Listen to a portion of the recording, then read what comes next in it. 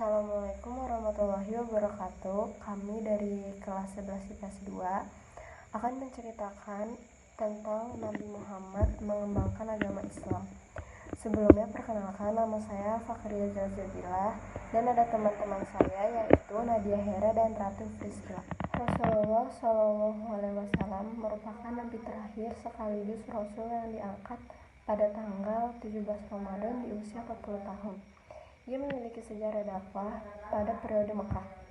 Nabi Muhammad diangkat menjadi rasul oleh Allah Subhanahu wa taala ditandai dengan turunnya malaikat Jibril untuk menyampaikan wahyu yang pertama, yaitu surah Al-Alaq ayat 1 sampai 5 yang dikenal dalam sejarah Islam sebagai Nuzulul Quran.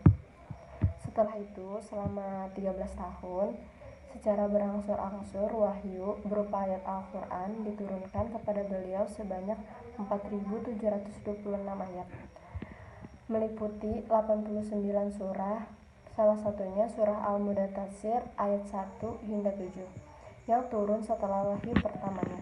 Di mana surat Al-Mudaththir diturunkan dengan isi perintah Allah Subhanahu wa taala agar Nabi Muhammad Sallallahu berdakwah menyiarkan agama Islam kepada seluruh umat manusia.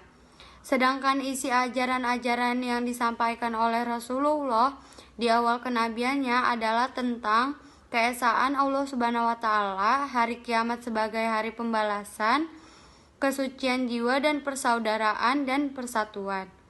Tujuan dakwah Rasulullah pada periode Mekah adalah agar masyarakat Arab mampu meninggalkan kejahiliannya dalam bidang agama, moral, dan hukum, sehingga menjadi umat yang mempercayai kebenaran utusan Allah Subhanahu wa taala dan ajaran agama Islam yang disampaikan, sekaligus agar dapat mengamalkan dalam kehidupan sehari-hari. Agar dapat tercapai tujuan-tujuan tersebut, maka dalam berdakwah Rasulullah mempunyai strategi dakwah yang beliau lakukan, yaitu dakwah secara sembunyi-sembunyi dan dakwah secara terang-terangan. Dakwah Rasul secara sembunyi ini menyerukan agama Islam kepada para kerabat, sahabat, hingga orang-orang sekitar rumah tangganya. Orang-orang yang telah masuk Islam pada saat itu disebut As-Sabiqun Al-Awwalun atau pemeluk Islam generasi pertama, yang terdiri dari Khadijah binti Khuwailid, Ali bin Abi Thalib, Zaid bin Haritsah, Abu Bakar As-Siddiq, dan Ummu Aiman.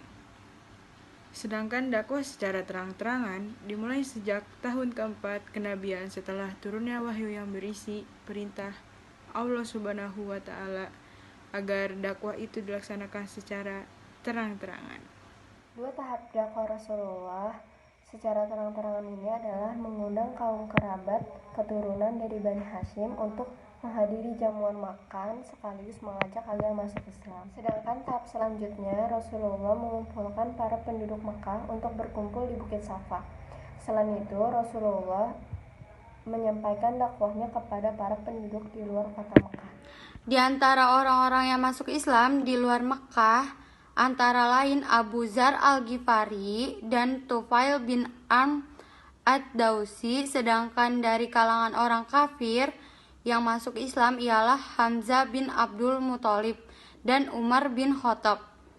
Dalam menjalankan dakwahnya, Rasulullah tidak hanya menemukan orang-orang yang mempercayai sekaligus masuk Islam, melainkan ada beberapa orang yang menolak dan menentang dengan kehadirannya ajaran Islam ini.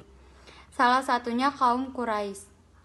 Adapun sebab-sebab kaum Quraisy menentang dakwah Rasulullah Shallallahu Alaihi Wasallam, diantaranya karena mereka keberatan dengan ajaran persamaan hak dan kedudukan antara semua orang. Mereka menolak adanya kehidupan setelah kematian. Mereka berat meninggalkan agama dan tradisi hidup masyarakat warisan leluhur mereka.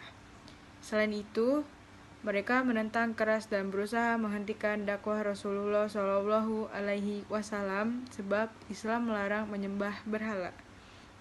Dalam menghadapi tantangan dari kaum Quraisy, salah satu cara Nabi Shallallahu Alaihi Wasallam dengan menyuruh 16 orang sahabatnya untuk hijrah ke Habasyah karena raja di sana memberikan jaminan keamanan.